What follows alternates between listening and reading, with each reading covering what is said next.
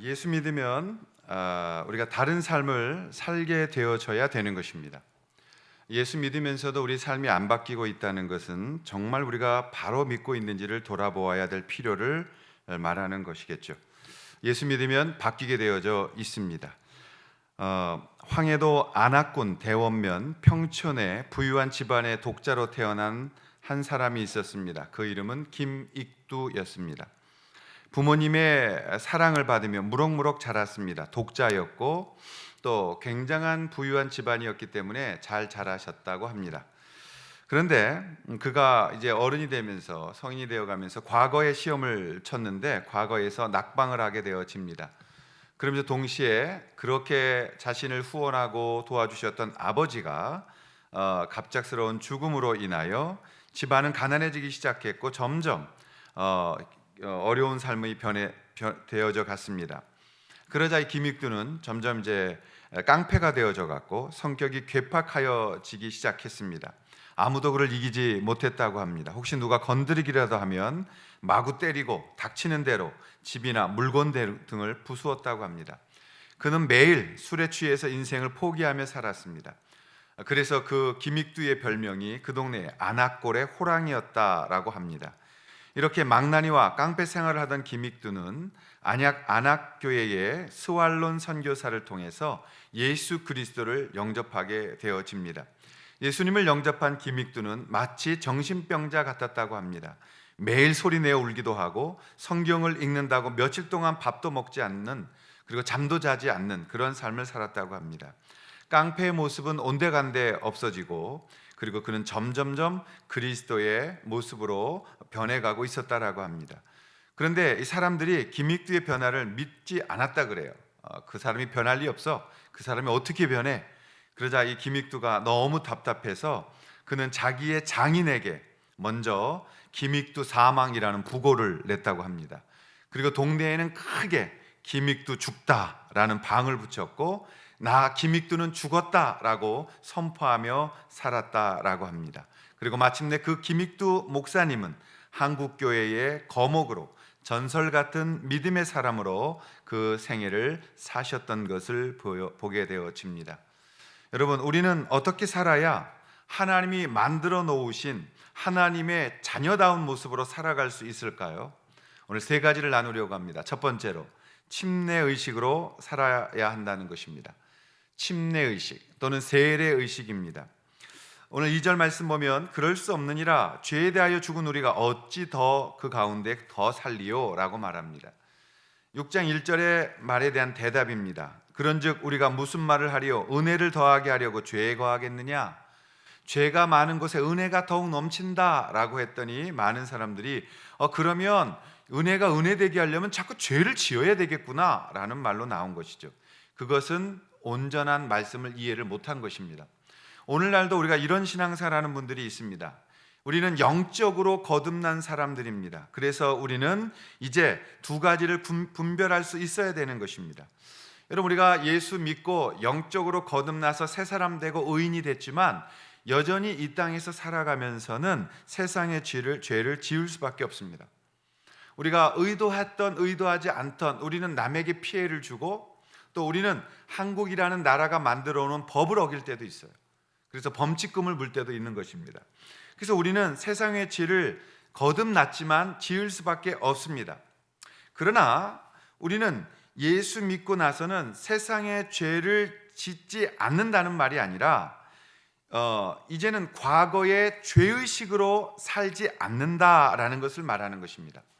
세상의 죄는 우리가 범할 수 있지만, 그러나 우리가 근본 하나님의 아들, 하나님의 자녀, 하나님의 의로운 사람으로 거듭났다라는 것을 이야기하고 있는 것입니다. 여러분, 이것을 잘 이해해야만 되는 것입니다. 우리가 영적으로 거듭났다라는 것과 세상을 살면서 죄를 짓는다는 것에는 분명한 다른 것입니다. 우리는 세상의 죄를 다시 지으며 살아갈 겁니다. 그러나 달라진 것이 있는 겁니다. 그것이 뭐냐면, 예전에는 우리가 죄의 자녀였고 죄악에 속한 자였지만 이제는 하나님의 자녀이며 의에 속한 자다라는 것을 사실로 받아들이게 되어지는 것입니다. 이것이 눈에 보이지 않기 때문에 우리는 자꾸 어떤 내가 이 땅을 살면서 자신감이 없거나 이 땅을 살면서 무언가 실수를 하면 우리의 신분을 의식하지 못하고 죄를 지으면 자꾸 죄악의 죄인의 자녀이라고 생각을 하게 되어지는 겁니다. 그러나 성경은 우리가 이젠 죄 아래에 있다고 말하지 않습니다. 이제는 죄에 대하여 우리는 죽은 자들이라고 말합니다. 세상에 죄를 지어도 하나님 앞에서는 우리가 궁극적인 의인이라는 사실을 말하는 것입니다. 여러분, 우리의 신분이 변하지 않는다는 것을 말하는 것이라는 것을 기억하실 필요가 있는 거예요. 이 부분을 좀 강조해서 설명하고 싶습니다. 바울은 이 부분을 강조하기 위해서 5장부터 다시 구원은 취소되지 않는다라는 것을 더 강하게 역설하고 있는 겁니다. 그러면서 6장에 들어와서는 이것에 대하여 그 당시에 행하고 있던 그들이 이해하기 좋았던 하나의 예를 들은 것이죠. 그게 바로 이 침례라는 사실입니다. 침례라는 것은 오늘 우리나라에 와서는 이것이 세례라고 많이 불리워졌습니다. 그러나 원어적으로 더 정확한 것은 침례입니다. 여러분 영어 성경을 다 보시면 영어 성경에는 다 베프티스트라고 되어 있고 베프티즘이라고 되어져 있습니다. 오늘 현대 시대에는 이제 약식으로 하게 되는 세례식을 하고 있습니다만 좀 더 침례교회는 성경대로 해보자, 말씀 그대로 되어 있는 침례를 하자 그래서 저희는 이제 베프티즘을 하고 있는 겁니다. 그래서 우리는 뭐 요단강에 가서 하시는 분들도 있고 또 우리는 수련회 가서 바닷가나 강가나 이런 개울이나 이런 데 가서 이제 침례를 합니다. 그래서 침례라는 말은 baptism of immersion 한다. 그러니까 물에 온전히 담근다라는 그런 물 속에 잠기는 방식을 가지고 있는 것입니다. 그래서 우리가 하나님 앞에서 세례나 침례를 받는 이유가 뭐냐? 그 침례를 받는 이유, 세례를 받는 이유는 같아요. 왜 하는 것이냐면 우리가 하나님 앞에서 이제 죄인임을 고백하고 내가 죽고 예수 그리스도와 함께 다시 부활하여 살아났다라는 것을 상징적으로 표현하는 것을 바로 이 세례나 침례라고 말하는 것입니다. 그래서 내가 공개적으로 저 물속에 들어가서 침례를 받을 때 사람들이 와서 이렇게 다 바라봅니다. 그러면서 너도 예수 믿는구나 라는 그 고백을 모든 사람 앞에 하게 되고 그때부터 그는 그리스도인답게 살아가는 삶을 살기 시작하는 것이죠. 물론 형식적인 것이지만 대단히 좋은 의미가 담겨져 있는 것입니다. 우리가 결혼식이 필요하지 않습니까? 그것도 좋은 결혼식이 필요한 것처럼 예수 믿고 나면 세례나 침례를 통해서 이 신앙을 고백했다라는 것입니다. 그러면 의미는 무엇이냐면 오늘 본문에 있는 것처럼 그리스도와 함께 장사되었다. 내가 예수 그리스도를 믿는 순간 예수님과 함께 장사되었다. 죽었다는 것입니다. 어디에 대하여? 죄에 대하여. 죄에 대하여 우리가 죽은 자가 되는 것입니다. 그리고 그분과 함께 죽은 자 가운데서 살림을 받았다. 부활했다는 것입니다. 그래서 생명 가운데 있게 되어졌다라는 것입니다. 그래서 그분과 함께 연합되어졌다는 것입니다. 이제 우리가 분명하게 알아야 되는 것은 우리는 과거 지향적인 삶을 살지 말아야 된다는 것입니다. 우리는 이 세상에서 실패할 때라도 어떤 죄를 지었을지라도 우리의 신분은 하나님의 아들이며 의인이라는 사실을 여러분들이 절대 놓쳐서는 안 된다는 것입니다. 죄악 가운데로 돌아가서는 안 된다는 것입니다. 그것은 우리의 모습이 아닌 것입니다. 여러분들이 하나님 앞에 이것을 놓쳐버리기 때문에 나는 안 될 거야 라는 죄악의 삶에 얽매여 있는 실패의식 속에서 날마다 패배의식으로 살아가고 있는 것입니다. 여러분, 죄에 대하여 죽으라고 성경은 말하지 않습니다. 이미 죽었다라고 성경은 선포하는 것입니다. 그러므로 여러분들이 예수를 믿었다면 이제 여러분들은 죄를 이긴 자들이며 죄가 여러분을 건들 수 없고 그 죄에 대하여 우리가 실수할지라도 우리는 죄를 정복한 자들로서 살아가는 거라 이 말입니다. 죄가 우리 가운데 오죠. 넘어질 수 있죠. 그러나 옛날 같으면 그 죄에 끌려가서 다시 죄의 종로로 타고 죄악에 묶여서 쩔쩔쩔 맺겠지만 여러분, 이제 우리가 하나님의 자녀로서 의인이 되고 그 죄에 대하여 죽고 의에 대하여 산 자가 된 다음에는 죄를 범했을 때 죄가 와서 너 이런 죄 지었어 일로 와라고 끌고 가라고 할 때 어떻게 말합니까? 알아. 내가 실수했지. 그러나 나는 이제 하나님의 아들이며 나는 율법을 다스리는 자며 너 죄악을 예수 그리스도가 눌렀듯이 나도 너에게 정죄받을 이유가 없어. 그러므로 사탄아 떠나가라고 외치면 되는 거예요. 그러면 다시 우리는 주님 안에서 이제 주님을 바라보며 주님, 아들로서 딸로서 죄송해요. 제가 하나님의 자녀임을 잊고 살지 않도록 도와주세요. 그 기도 속에서 다시 선포하며 승리의 삶을 하나님 앞에 살아가는 역사가 일어난다라는 것입니다. 그것이 침례의 정신입니다. 날마다 예수 그리스도와 함께 죄에 대하여 죽고 예수 그리스도와 함께 살아났으므로 이제는 내가 산 것 아니요 내 안에 그리스도께서 살아 계신다. 주님이 부활하셨으므로 나도 부활될 것이며 주님이 하나님 우편에 앉아 계심으로 나도 그곳에 앉아 있다. 그러므로 나는 죄를 이긴 자다.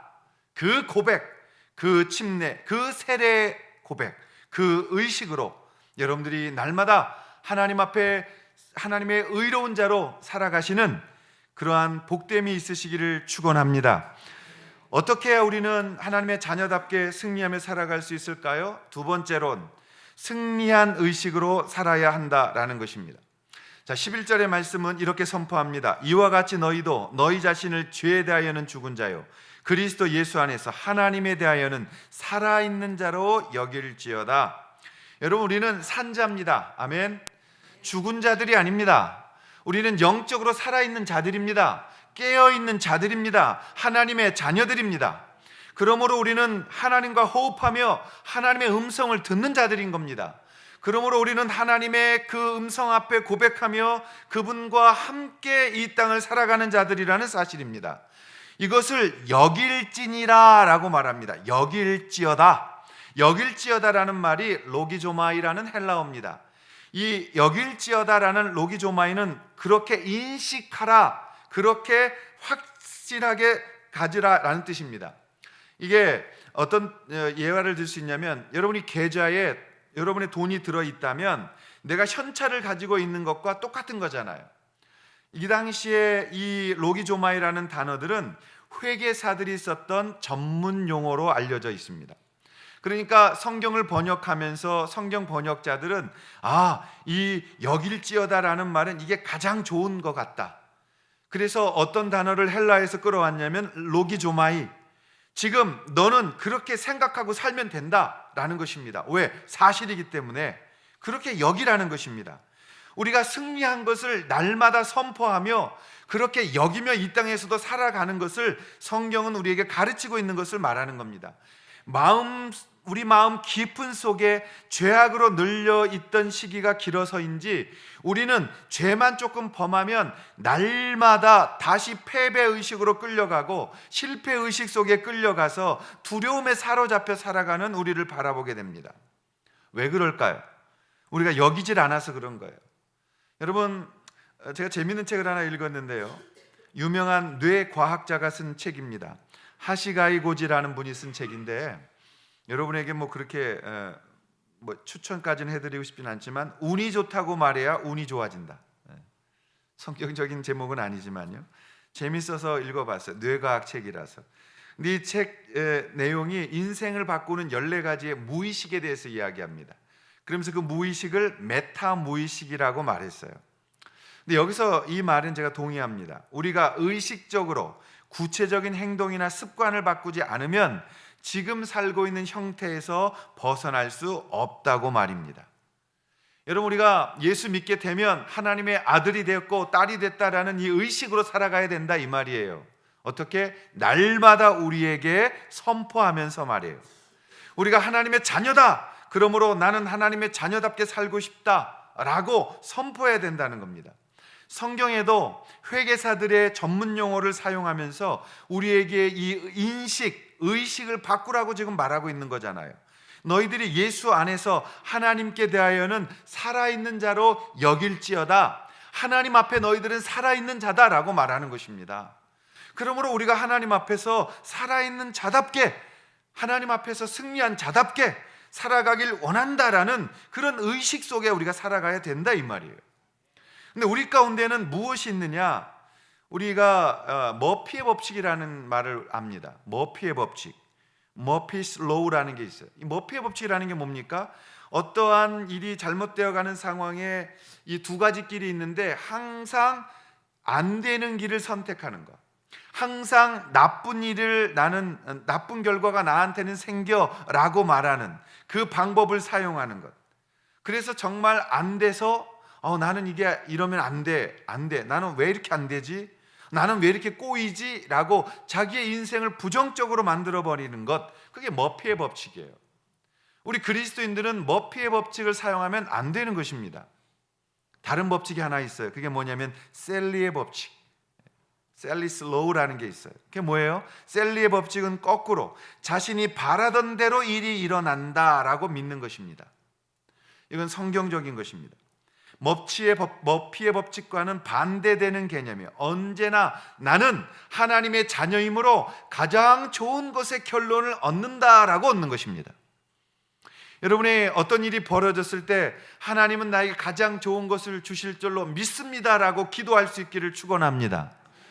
안 돼 라고 말하면서 바깥에 다니면서 괜히 죄악에 끌려다니지 말고 하나님 안에 거할 때 승리할 수 있으며 하나님은 가장 좋은 것으로 나에게 부어주신다라고 믿고 주께로 나와 기도하는 여러분이 되시기를 축원합니다. 하나님 앞에 신앙생활을 승리하는 삶으로 살아가셔야지 매일 안 된다 그래서 그 사람들이 하는 게 뭐예요? 누구 탓하는 거예요. 안 되는 사람들 보면 항상 누구 탓을 해. 남 탓, 사회 탓, 국가 탓, 그래도 한다면 조상 탓.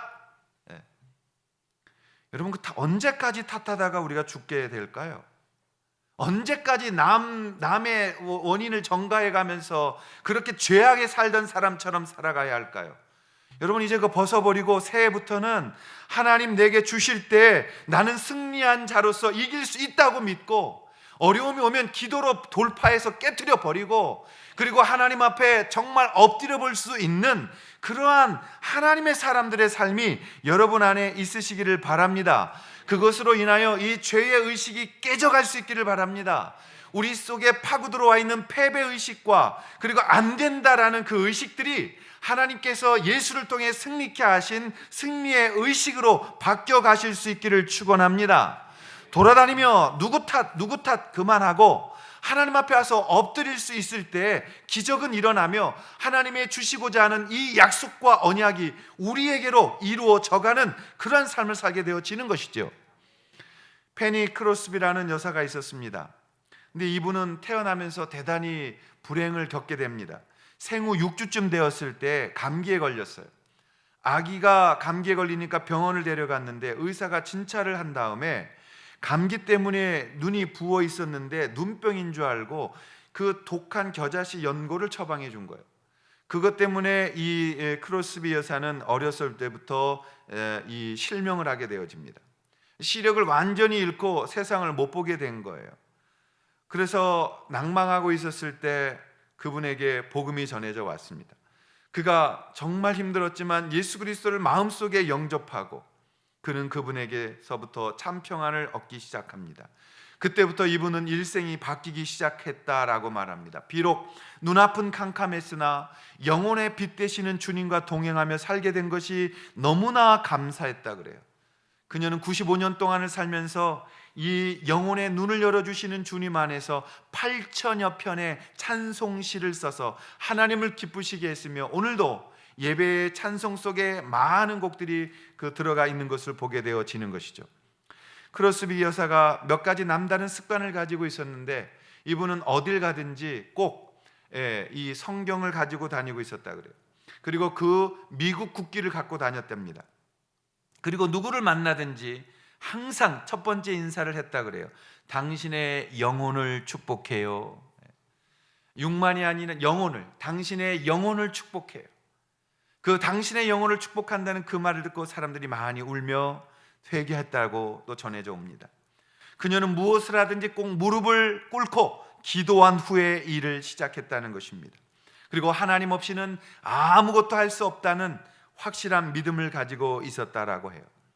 그녀의 나이가 54세가 되었을 때 어느 날 갑자기 너무나도 절실하게 5달러라는 돈이 필요했었습니다.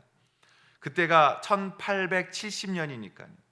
5달러면 참 큰 돈이었던 거죠. 그런데 당장 어디서 돈을 구할 수가 없었어요.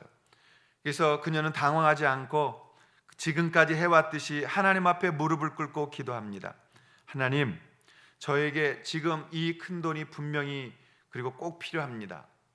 도와주십시오. 언제나 저에게 공급하시고 저를 사랑하시는 주님이신 줄로 믿습니다. 도와주십시오. 그리고서 고개를 들었어요. 차분하고 평안한 마음속에 있었는데 잠시 후에 초인종이 울렸습니다.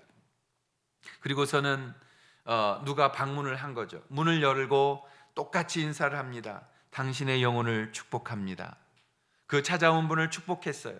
그랬더니 그분이 말하기를, 나는 크로스비 여사의 많은 찬송시의 팬입니다. 너무 감사합니다. 당신의 그 아름다운 그 찬송의 가사들을 보며 저는 큰 위로를 많이 받았습니다. 잠깐 교제를 하고 돌아가면서 크로스비에게 인사를 하고 손에다가 무엇인가를 주어줬어요. 크로스비는 그걸 볼 수 없었기 때문에 자기를 도와주는 사람에게 이것이 돈 같은데 확인을 부탁한 것이죠. 그랬더니 그가 떨리는 음성으로 말합니다. 당신에게 지금 꼭 필요한 5달러입니다. 5달러입니다. 그것을 받고 크로스비는 너무나 응답하신 하나님 앞에 감사해서 그 자리에서 엎드려 감사의 기도를 올려드렸다 그래요. 그러자 갑자기 그녀에게 주님의 포근하시고 채워주시는 섬세한 손길이 느껴졌어요. 그리고 그녀는 그곳에서 눈먼 시인은 곧바로 영감이 떠올라서 찬송시를 읊조렸습니다. 그리고 그 감사를 찬양하며 고백하게 되어졌습니다. 그것이 바로 우리가 부르고 있는 찬송가 384장 나의 갈 길 다가도록 예수 인도하시니 이 찬양곡이었습니다. 우리가 한번 크로스비 여사를 생각하시면서 이 찬양 1절만 한번 불러보겠습니다. 나의 갈 길 다가도록 예수 인도하시니 내 주 안에 있는 긍휼 어찌 의심하리요. 믿음으로 사는 자는 하늘 위로 받겠네. 무슨 일을 만나든지 만사 형통하리라. 무슨 일을 만나든지 만사 형통하리라.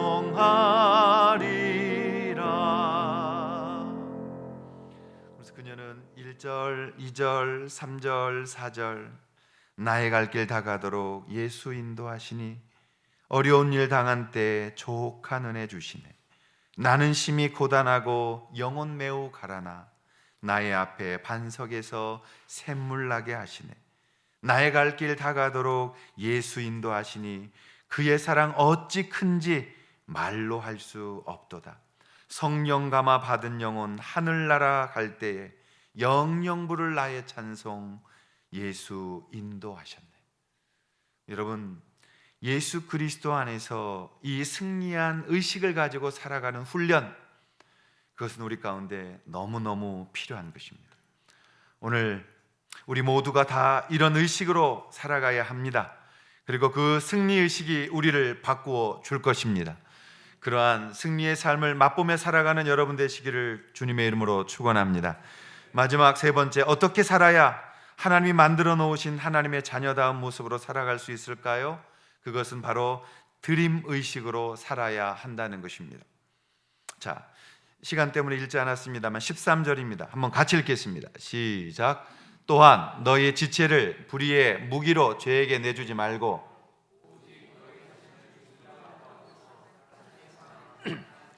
하나님께 드리라. 너희 지체를 의의 무기로 하나님께 드리라. 아멘. 오늘 바울은 말합니다. 우리가 정말 구원의 확신 가운데 영광 속에 살아갈 수 있는 그것은 바로 드림이 있어야 된다는 것입니다. 여러분, 우리가 예수 믿고 나서 어떤 사람은 자신을 죄에게 내어주는 사람이 있다는 거예요. 죄에게 내어주는 사람. 그런데 하나님께 드려지는 삶을 살아야 된다라고 말하는 겁니다.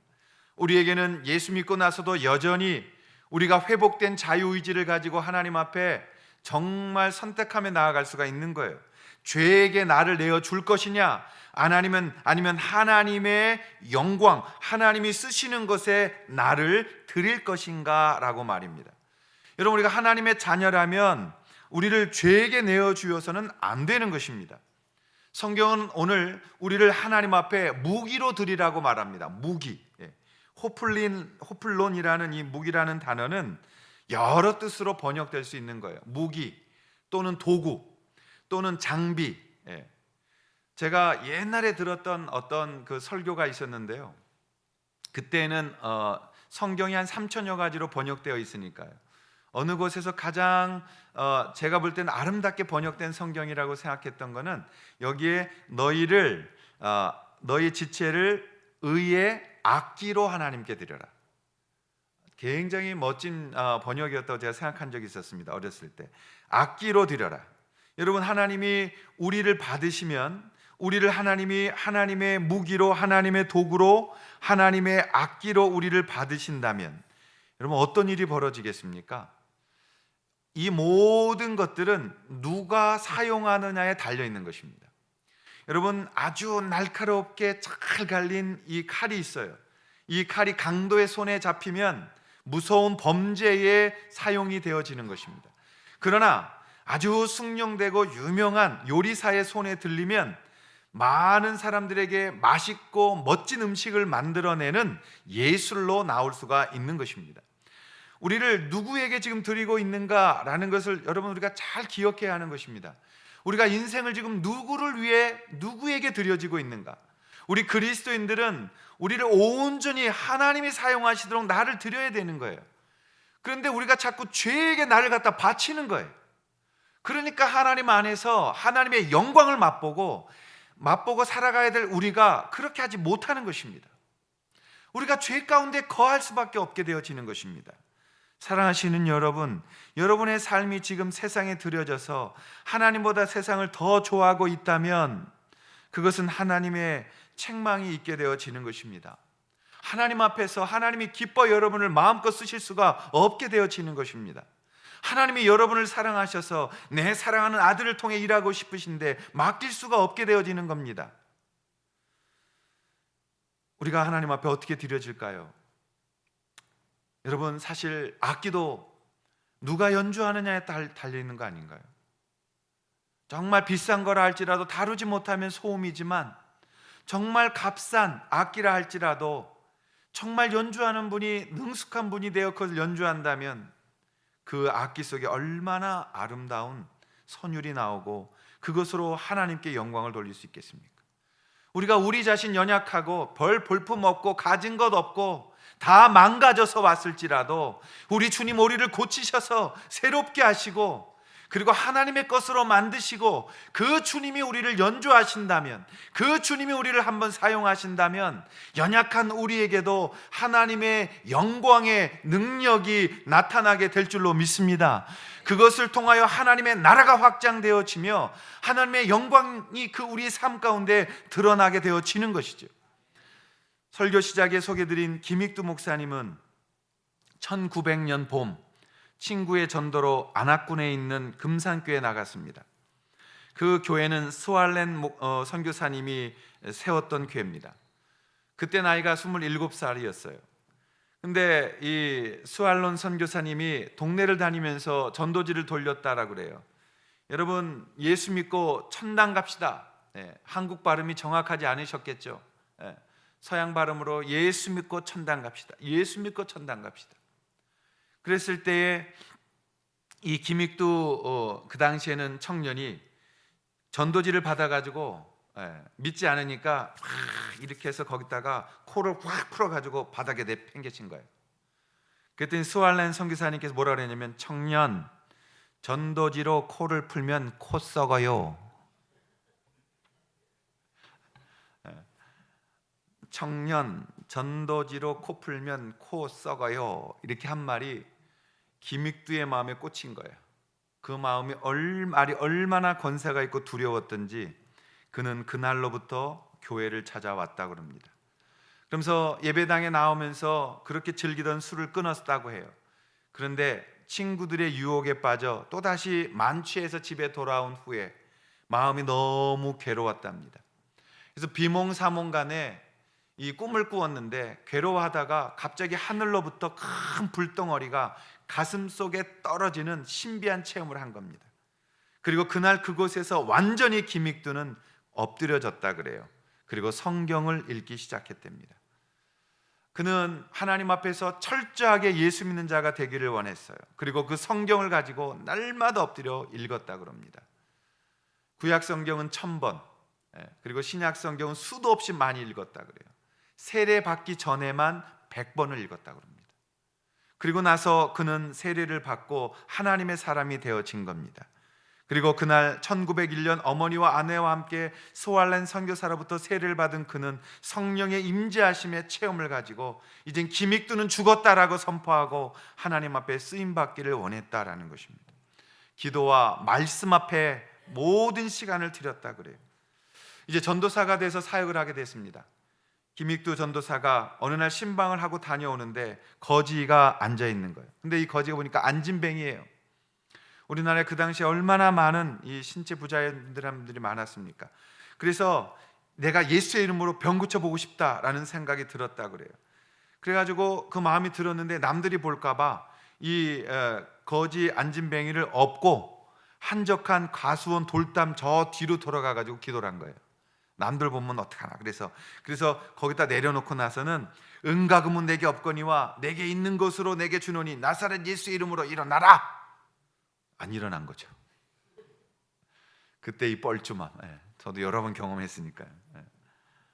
그래서 안 일어나니까 손잡아서 다시 제자리에 갖다 돌려놓고 너무 부끄러워서 그날로 담요 싸들고 산으로 올라가서 금식하고 철야하고 기도하고 거기에 전념했답니다. 많은 시간들, 많은 날들을 보내면서 그렇게 기도했는데 정말 성령의 뜨거움이 가슴에서 견딜 수 없을 만큼 타오르는 거예요. 그래서 그는 이제 성령의 권능을 믿고 산을 내려오게 된 겁니다. 기쁜 마음으로 산을 내려오다가 같은 길을 지나는데 여전히 그 거지 안진뱅이가 그 자리에 앉아 있는 거예요. 그때 기도해 주어야 되겠다라고 생각하고 남들이 다 보는 그 저작거리에서 예수님의 이름으로 선포했다고 합니다. 예수 이름으로 일어나라. 그랬는데 그날 그곳에서 바로 그 안진뱅이가 벌떡 일어나게 되었다는 거예요. 그때부터 이 김익두 전도사는 하나님 앞에서 많은 사람들을 치유하고 집회를 하고 다녔다라고 말합니다. 집회 수가 거의 돌아가실 때까지 780회를 했다고 하니까요.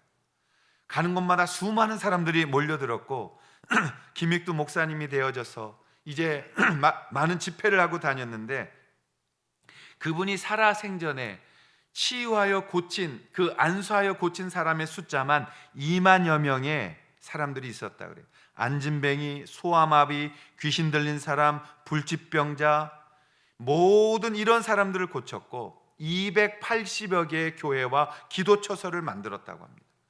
그리고 200여 명의 신학생들을 공부시켜서 그 제자들을 양성하여 이 조선 땅에 그리스도의 계절이 오게 만드는 놀라운 하나님의 사람으로 쓰임 받았던 거죠. 그렇게 살다가 75세가 되어져서 이제 김익두 목사님은 6.25 전쟁을 만났고 6.25 전쟁이 있어서 이 남한에 있는 모든 우리 국군들이 밀려 내려갔다가 다시 이제 북쪽으로 올라오게 되니 너무너무 기뻤다 그래요. 그 소식을 듣고 기쁨으로 나와서 이제 문을 열고 새벽 기도를 인도했는데 그 축도로 새벽 기도회를 마치자마자 그 교회를 둘러싸고 있던 공산군들이 예배당에 들어와서 김익두 목사님에게 총으로 난사를 했습니다. 김익두 목사님은 그날 그 자리에서 이 공산군의 총에 순교를 하셨습니다. 그러나 여러분, 하나님 앞에 자신을 드렸던 한 사람, 그 깡패였다는 한 사람, 너무나 술 먹고 많은 사람을 때렸고 유명한 깡패였다 그러죠. 그래서 어느 날 길을 가는데 이렇게 산을 올라가는데 산길에서 술주정뱅이가 와서 갑자기 이 김익두 목사님을 때린 거예요. 그러니까 아무 말 없이 그냥 맞았대요. 한참을 맞고 나서 이제 그 때린 술 먹은 사람에게 물었다고 그러죠. 예수는 내가 믿고 복은 당신이 받았습니다. 그랬더니 그게 무슨 말이냐고 그랬더니 내가 누군 줄 압니까? 모른다. 내가 김익두입니다. 그랬더니 그 술 먹은 사람이 갑자기 확 정신이 깨면서 무릎을 꿇고 살려달라고 빌더랍니다. 여러분, 그랬던 그 한 사람이 하나님 손에 붙들렸을 때 그의 인생을 받으신 주님이 조선을 변화시킨 것입니다. 우리가 이것을 정말 믿는다면 오늘 우리를 부르시고 구원하시고 하나님의 도구로 쓰시기를 원하시는 주님 앞에 우리의 삶을 좀 드려볼 수 없느냐는 것입니다. 여러분, 기도하지 않는 곳에 능력 없어요. 하나님의 말씀에 전적으로 파고 들어가지 않는다면 하나님의 기적을 우리가 알 수가 없는 것이에요. 많은 사람들이 그 기적을 부러워하지만 정말 엎드려 기도하는 것, 새벽에 나와서 1시간, 2시간 하나님 앞에 엎드려 기도하는 것, 목이 놓아 터지도록 하나님을 부르짖는 것, 그곳에 우리를 드릴 수 있다면 우리에게도 이 놀라운 역사가 일어나게 될 줄로 믿습니다. 주님, 여기에 저의 삶이 있습니다. 저의 인격과 생명과 존재와 감정이 여기 있습니다. 주님, 저를 지배하여 주시고 저를 사용하여 주시옵소서라고 우리가 하나님 앞에 나를 드릴 수 있다면 나는 변화되어질 것입니다. 여러분도 변화되어질 것입니다. 그리고 우리는 변화되어질 것입니다. 그리고 우리는 승리하게 되어질 것입니다. 성탄을 맞이하는 이 아침, 하나님 앞에 이 부활된 살아난 하나님의 사람들이여 다 함께 이제 일어나 기도하며 하나님 앞에 드려지는 삶, 드림의 인생이 되어져서 후회 없이 우리가 하나님 앞에 온전하게 드리는 삶이 되어져 그분의 영광을 바라보는 인생이 되어져 가시기를 주님의 이름으로 축원합니다. 일어나서 다 함께 일어나서 주님 앞에 찬양하시고 고백드리며 결단하시겠습니다.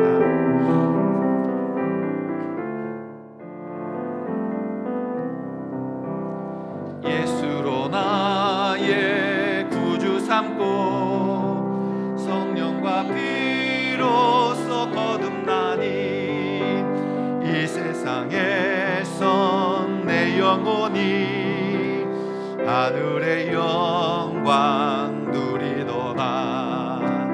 이것이 나의 간증이요 이것이 나의 찬송일세. 나 사는 동안 끊임없이 구주를 찬송하리로다. 온전히 주께 맡긴 내 영 사랑의 음성을 듣는 중에 천사들 왕래하는 것과 하늘의 영광 보리로다. 아멘. 이것이 나의 간증이요 이것이 나의 찬송일세. 아멘. 나 사는 동안 끊임없이 구주를 찬송하리로다. 주 안의 기쁨 누림으로 마음의 풍랑이 잠잠하니 세상과 나는 간 곳 없고 구속한 주만 보이도다. 이것이 나의 간증이요 아멘. 이것이 나의 찬송일세. 나 사는 동안 끊임없이 구주를 찬송. 우리 한번 이 시간에 기도하며 결단하겠습니다. 하나님 아버지, 날마다 우리가 주님 앞에 죽고 산 자가 되게 하시고 승리한 자가 되게 하시고 드리는 자가 될 수 있도록 성부와 성자와 성령의 이름으로 간절히 축원하옵나이다. 아멘.